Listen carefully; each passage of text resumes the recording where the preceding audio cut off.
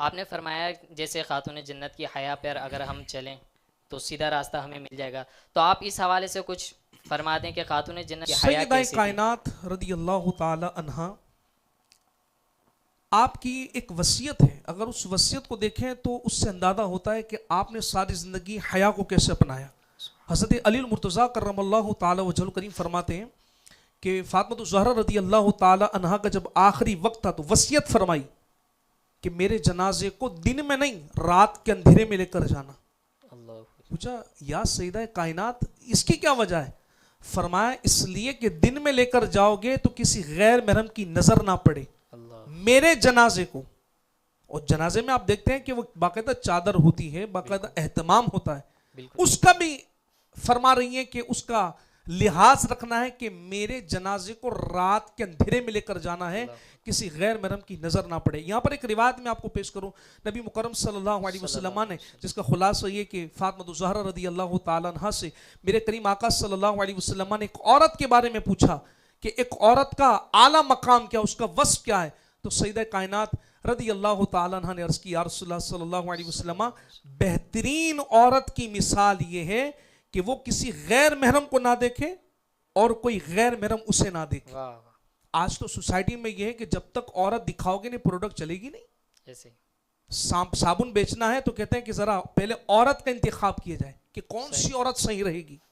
Surf बेचना है, साबुन बेचना है, शरबत बेचनी है, दीगर जो है वो कपड़े बेचने हैं, स्टेडियम का मैदान हो या जो है वो न्यूज का स्टूडियो हो, हमारे यहां तो औरत का इंतखाब होता है। तो पता ये चला कि जो सोसाइटी के अंदर प्रोडक्ट्स बेचने के लिए, दीगर अशिया खुर्दनोश बेचने के लिए या दीगर जिंदगी की जरूरत को बेचने के लिए औरत का इंतखाब किया जाए तो उस माशरे के अंदर बेहयाई होती है।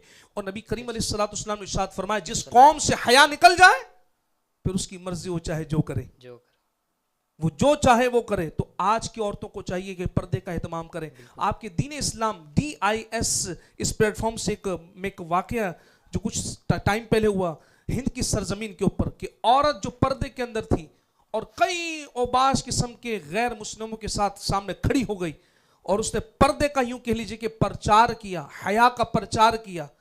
उसे स्कूल कॉलेज में दाखिले की इजाजत नहीं थी, लेकिन उस औरत ने वहां मुकाबला करके बताया कि मेरा दीन मुझे ये कहता है मेरा जिस्म मेरी मर्जी नहीं बल्कि मेरा जिस्म मेरे दीन की मर्जी, मेरे रब की मर्जी, मेरे मुस्तफ़ा की मर्जी। और उस एक औरत ने ऐसा अमल किया कि पूरी दुनिया में उसकी धूमधाम हो गई।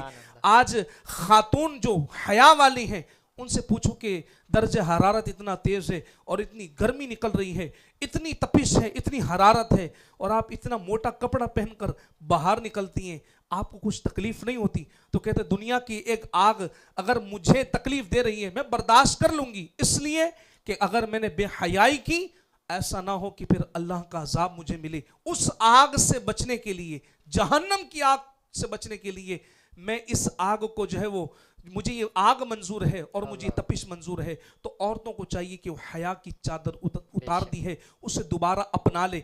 इससे क्या होगा, सोसाइटी के अंदर बेहयाई खत्म होगी।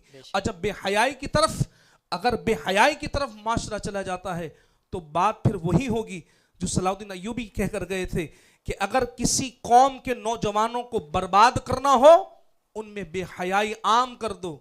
जब बेहयाई आम हो जाएगी वो नौजवान नस्ल तबाह हो बर्बाद हो जाएगी। तो यूरोप ये चाहता है कि हमारी सोसाइटी के नौजवान बेहयाई की तरफ जाएं, इसलिए फिल्में, ड्रामों और दीगर जो है वो इवेंट्स के अंदर बेहयाई के बाजार गर्म किए जाते हैं ताकि इस तरह की सोसाइटी के अंदर जो इस्लामिक मुआशरा है, इस्लामिक इनका कल्चर खत्म हो जाए और वो बेहयाई को अपना लें।